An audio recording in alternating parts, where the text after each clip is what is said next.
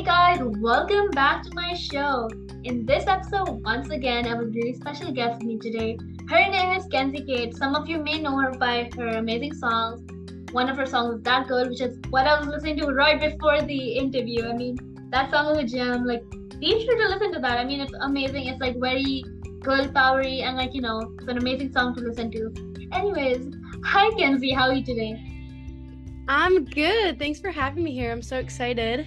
Yeah, same. Thank you so much for taking on the time. Of course. So please introduce yourself and maybe possibly sing a few lines of That Girl. I'm Kenzie Cait. Singer-Songwriter. I live in Nashville, Tennessee.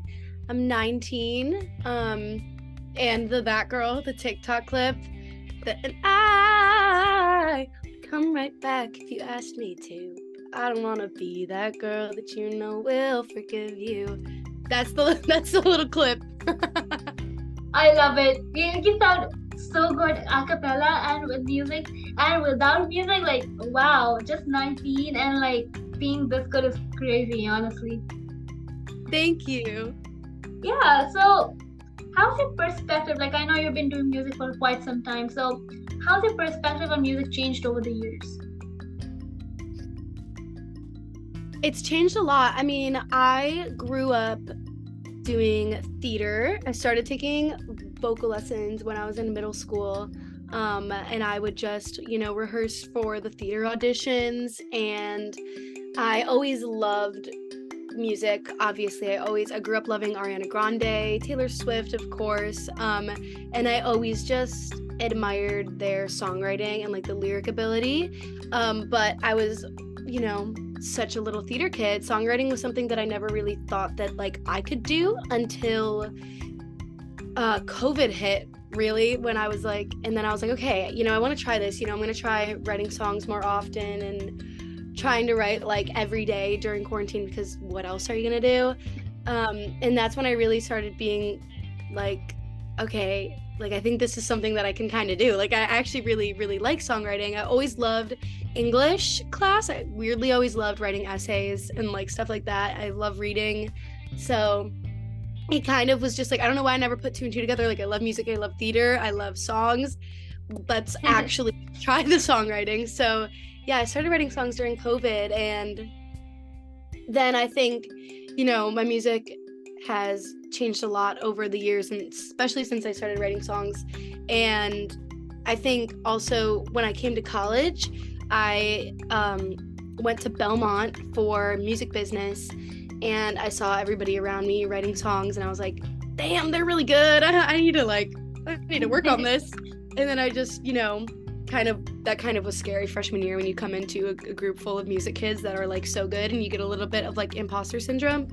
But definitely once I had my first heartbreak, I had so much inspiration, and that was really what was able to get me full swing back into songwriting. And, I think that emotion is like the most powerful thing like we have in life, and it motivates us to do everything, like career-wise and love-wise and just all the good things. And so I've been very driven by emotion throughout my entire career, and obviously my music is also driven by emotion. So I've been through a little journey with the music so far, but it's been really fun. It's what I love most. So I'm excited to keep doing it and see how my perspective continues to change. Actually quite awesome, honestly. Like, you always been like, obviously, like, some people, like, as I said, like, you were a music kid and a theater kid, but you never connected those two together to make like songwriting a thing for you. And I often think that, like, there's always like a spark that kind of starts within you, be it like some kind of emotional thing or a crisis that you're going through, or like, honestly, just like finding someone doing something and you're like, oh, I want to do that too. Or in this case, like, COVID and heartbreak and things like that. And I feel like just the magic of like, just something happening to you and you wanting to start just is so like interesting and creative, because like as a creative person, you kind of need to think about, like, for me, what happens is anything happens, good, bad, anything, I just start writing something random. I don't even think, I just like, start doing it, and then the music just automatically comes to me. So on that note, like for you, like would you say that your music like put you just like play the piano or play your instrument or like play a track and then get your lyrics, or would you say you think of the story first, get the lyrics, and then give it a name? How does it work for you? I think most of the time I'm writing in real time, and I'm just, now when I'm sitting down and I'm like, okay, I want to write a song, I'm just like, well, what am I feeling right now? Or if it's like the opposite way around, I'm like feeling something really strongly and I'm like, okay, this is a song. Like this would be a good song. A lot of times I've always been really into journaling, like since I was a kid. Like I've always just, I remember like in second grade, my teacher, we would have to like choose an activity to do on Fridays, like at the end of the week, and journaling was one of the activities, and I was like literally the only kid like sitting in the corner, like just writing down every emotion I had for the day, just being like, so, and my friend didn't sit with me at lunch, and that really hurt my feelings, and now she's over there playing recess, and I hope she's not mad at me. Like I just would like write everything down, and I've always been that way. So even if it's not a song, just like kind of like getting my emotions and everything I'm thinking in my head, I feel a lot of things all the time, and I think a lot of things all the time, and just getting that down really helps. And then when I do go to write a song, I can kind of like pull from that, and just like making sure that the emotion feels real. And I think when I'm writing in real time, it's just like I'm just telling the story of how I feel in that moment, and that's the way that it can come across in the most like authentic way, if that makes sense. Yeah, so. I think like, yeah, it's like really interesting, because journaling, I think, is like the key thing, like, journaling, diary writing. I've heard so many people do that, and I think ever since I also started like, not journaling exactly, but like, I have like this diary, like, so those of you, of course, like, obviously, none of you guys can see that, but I have like this diary. I forgot actually. I was so the diary I have is like a brown leather diary, which I have like write stuff in and things like that. And I think journaling really helps, because like for me as well, I talk a lot. I do not stop. I do not have an off button, honestly. So I think just writing music or just writing stuff, just helps you get out all the things you want to get out, like good emotion, bad emotion, any kind of emotion really. And it kind of empties your mind in a good way to help you get new ideas. And I think it's just a creative approach that many singers I've heard of have done. Yeah, it definitely is so helpful when it comes to songwriting. And like the fact that you started in second grade, like, doing journaling, writing about friends and writing about your day, like I honestly think that may have played a role in your music career. What do you think? I definitely agree. Like I've always just liked to write shit down. Like even if I wasn't, songwriting exactly, I've always been, I guess, just into the journaling side of things and trying to like compartmentalize my emotions a little bit and make sense of them, because when you are so sensitive as I am, or when you feel emotions so big as I do, like sometimes they feel really confusing and you can't make sense of them. So I think that obviously plays a big role in my songwriting, how emotional and sensitive I am, and that's also what inspired me to start journaling at a young age. Yeah, I mean that's awesome. Like like again, as I said earlier, journaling is just like, in other words, just like a way to get your thoughts on paper, honestly, right? And I think even if you're not journaling, like you're typing, singing, writing, like it's all like part of the process, honestly, right? Like if you are like honestly just like songwriting as well, like songwriting basically is just words that are given a rhyme or like a story or something to tell. And I think journaling is just the best way to do that. Yeah. So this is actually a fun question for you, totally unrelated. If your music was a flavor of ice cream, what would it be and why? I think it would be strawberry cheesecake by Ben & Jerry's. And why would you say that? I would say that because, first of all, I love cheesecake and I love strawberries. My go-to choice of ice cream, though, is chocolate brownie. But I don't think my music resonates with chocolate brownie. I think it's strawberry cheesecake.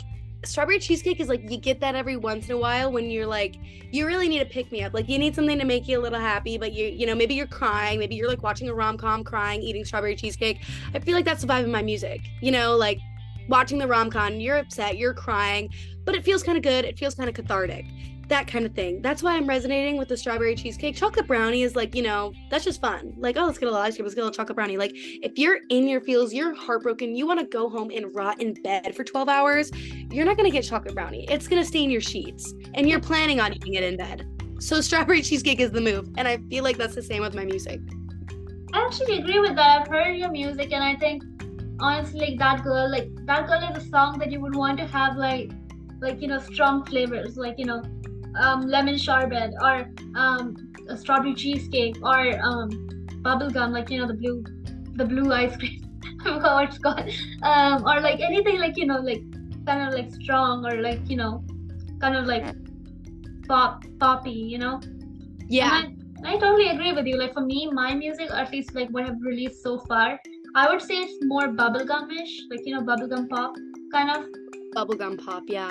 Yeah, it's kind of like a fun yet sticky kind of song. I don't know the definition of sticky in this sense, but I would say that probably it's like fun. Like it's kind of all over the place, honestly. At this point, since I've just started putting out songs and things, it's more like some of them are happy, some of them are sad, some of them are just like odd feelings that are not even a feeling, things like that. So my final question for you is, what's the advice you would give to emerging singer-songwriters? Advice to give to emerging singer-songwriters? I would say just being as authentic and as real as you can. I feel like, you can try to make music that's gonna relate to people, or be like, oh, this would be a really good concept, and I think people would like latch onto this, or oh, this would do well on TikTok, or oh, I want to make a song that sounds exactly like a Taylor Swift song, or exactly like an Olivia Rodrigo song, or I want to be Ariana Grande, and I want to do this, I want to do that. And I think like finding your sound and your music, and just writing something that's like really, really true to you, like people recognize that. And I think it's really important to be real in your music and just come across as authentic as possible, because I think when it starts to not be true to you is when people won't resonate as well with it as they do when it's real and it's emotional.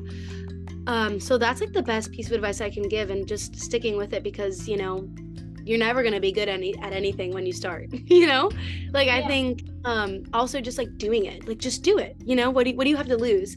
So I was a really big perfectionist, especially when I started putting out music. I was like worried about it being the right song or the right thing and saying the right things. And I was just like, what, why don't I just do it? Like jump in, learn as you go, and just do it. Like what's the worst that can happen? Something really, really cool could come from it. So there's no reason to be scared, because if someone judges you for doing something you love, then they suck. So have someone you want in your life anyways. So that's the advice I have.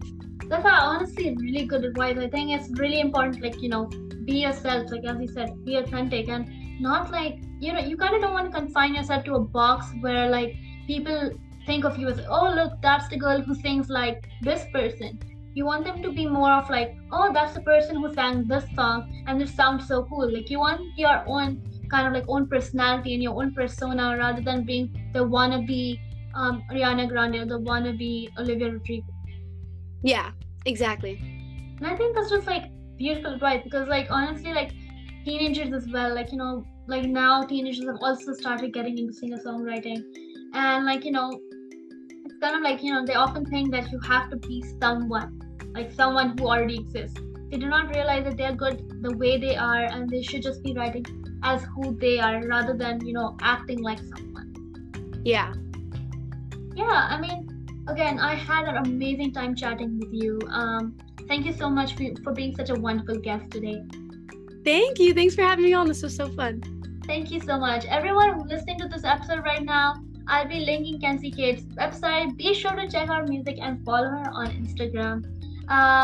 Have a great day, everyone, and I'll see you all next time.